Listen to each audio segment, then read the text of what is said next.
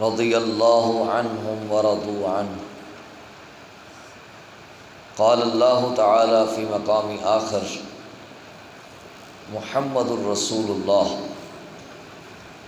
والذین معہ اشداء علی الکفار رحماء بینہم تراہم رکعا سجدا یبتغون فضلا من اللہ ورضوانا سیماہم فی وجوہہم من اثر السجود ذالک مثلہم فی التوراۃ ومثلہم فی الانجیل۔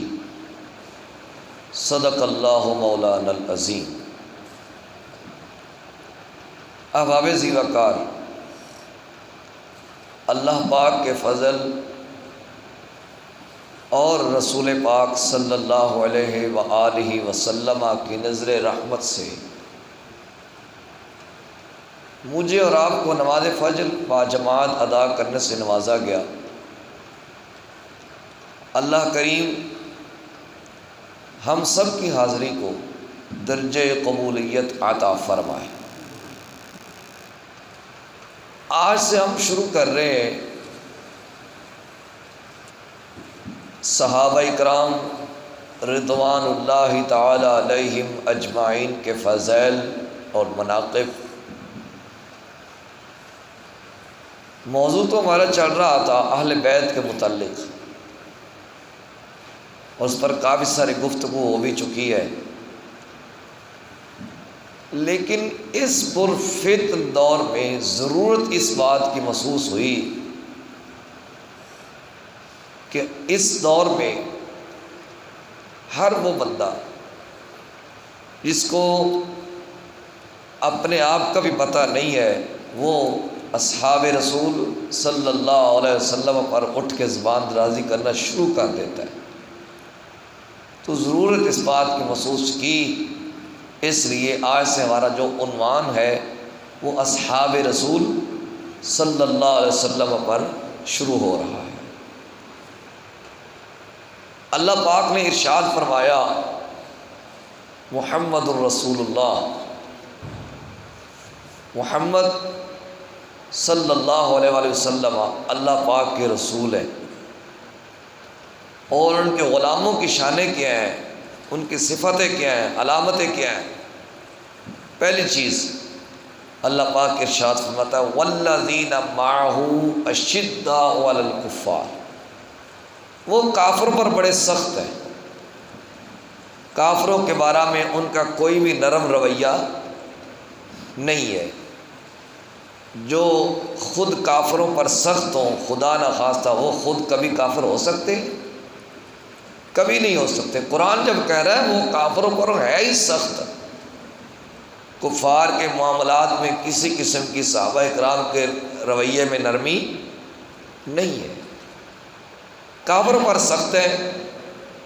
رحماء بینہم، آپس میں رحم کرنے والے لوگ ہیں، کرم کرنے والے لوگ ہیں، مہربانیاں کرنے والے لوگ ہیں، ایک دوسرے کو معاف کرنے والے لوگ ہیں۔ دوسری نشانی ہوگی، تیسری نشانی تراہم رکعا، جب بھی ان کو دیکھے گا وہ رکوع کر رہے ہوں گے، وہ رکوع کرنے والے ہیں۔ چوتھی نشانی سجدہ، سجدہ کرنے والے ہیں، یعنی رکوع اور سجدہ کرنے والے ہیں۔ پانچویں یبتغون فضلا من اللہ ورضوانا، اللہ کا فضل اور اللہ کی رضا تلاش کرنے والے لوگ ہیں۔ اگلی نشانی سیماہم فی وجوہہم من اثر السجود، اللہ پاک ارشاد فرماتا ہے تم ان کی نشانیوں پہ سجدے کے اثرات کو دیکھو گے، ان کی پیشانیوں سے یہ چیز ظاہر ہوگی کہ یہ لوگ سجدہ کرنے والے ہیں۔ اور اگلی ذالک مثلہم فی التوراۃ ومثلہم فی الانجیل، اللہ تعالیٰ نے ان کے قصیدے صرف قرآن میں نہیں پڑھے، رسول کریم صلی اللہ علیہ وآلہ وسلم نے صرف ان کے قصیدے احادیث میں ہی نہیں پڑھے، بلکہ اللہ پاک ارشاد فرماتا ہے ہم نے ان کی مثالیں، کن کی مثالیں؟ غلامان مصطفیٰ، جانثاران مصطفیٰ صلی اللہ علیہ وآلہ وسلم کی نشانیاں اور ان کی مثالیں تورات اور انجیل میں بھی ذکر کی ہے۔ یعنی تورات اور انجیل میں بھی حضور کے اصحاب کا ذکر رکھ دیا گیا بطور برکت۔ اور دوسرے مقام پہ اللہ پاک نے ارشاد فرمایا رضی اللہ عنہم ورضوا عنہ، اللہ ان سے راضی ہے۔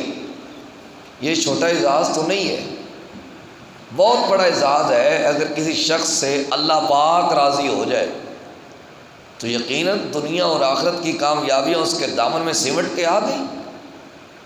لیکن اگلی جو ڈگری ہے ورضوا عنہ، وہ بھی اپنے رب سے راضی ہے، وہ بھی اپنے رب سے راضی ہے۔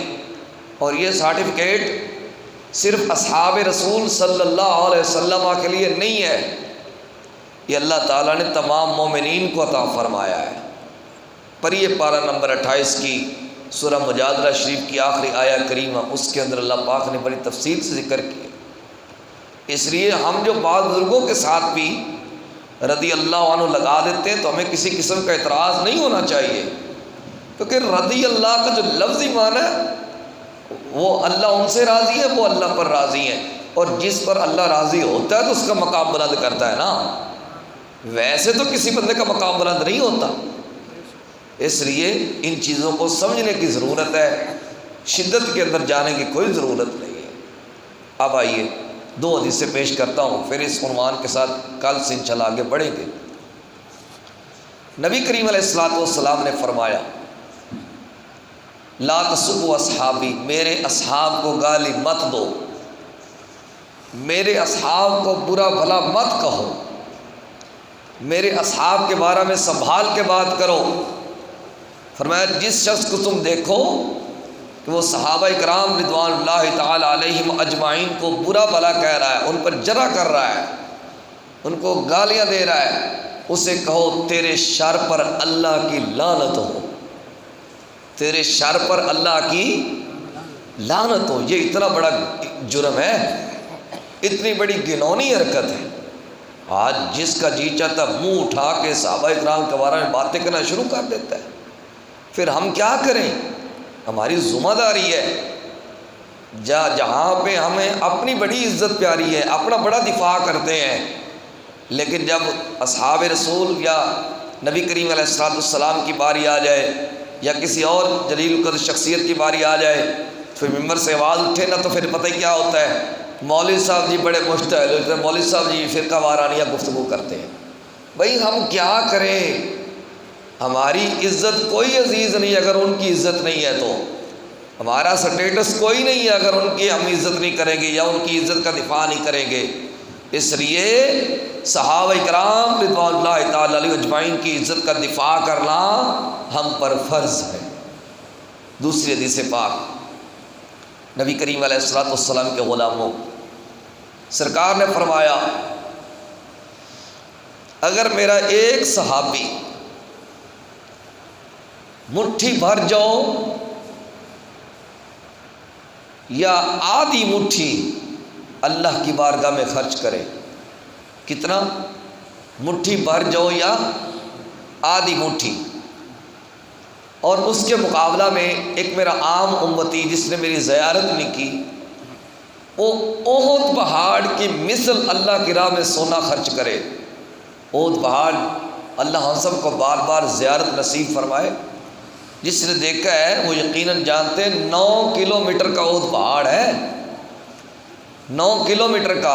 پہلی بات ہے اتنا کسی کے پاس سونا ہو نہیں سکتا، اگر ہو آقا دو عالم صلی اللہ علیہ وسلم فرما رہے ہیں اگر میرا غلام میری زیارت کرنے والا، یعنی بیداری کی عالم میں، ایمان کی حالت میں جس نے میرا زمانہ پایا ہے، وہ ایک مٹھی اللہ کی بارگاہ میں جو خرچ کرے، اور ایک عام بندہ احد پہاڑ کی مثل اللہ کی راہ میں سونا خرچ کرے تو میرے اس غلام کے جس نے مٹھی پر جو خرچ کیے ہیں اس کے پورے اجر کو کیا، اس کے آدھے اجر کو بھی نہیں پہنچ سکتا، پورے اجر کو کیا، آدھے اجر کو بھی نہیں پہنچ سکتا۔ اس کی وجہ کیا ہے؟ یہ رسول کریم صلی اللہ علیہ وسلم کی زیارت کی برکت ہے، حضور علیہ السلام کی صحبت پاک کی برکت ہے جو انہوں نے حاصل کی ہے۔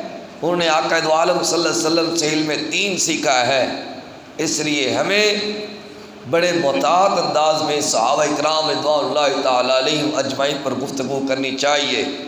حضور کا ہر صحابی کا احترام برابر ہے، کسی کی شان میں ہم کمی بیشی نہیں کر سکتے، یہ بھی میں کل پیش کروں گا۔ اللہ کریم ہمیں صحابہ اکرام رضوان اللہ تعالیٰ علیہم کے نموز کو سمجھنے کی توفیق عطا فرمائے۔ وصلی اللہ تعالی علی حبیبہ الاعلی سید الانبیاء محمد وعلی آلہ واصحابہ اجمعین برحمتک یا ارحم الراحمین۔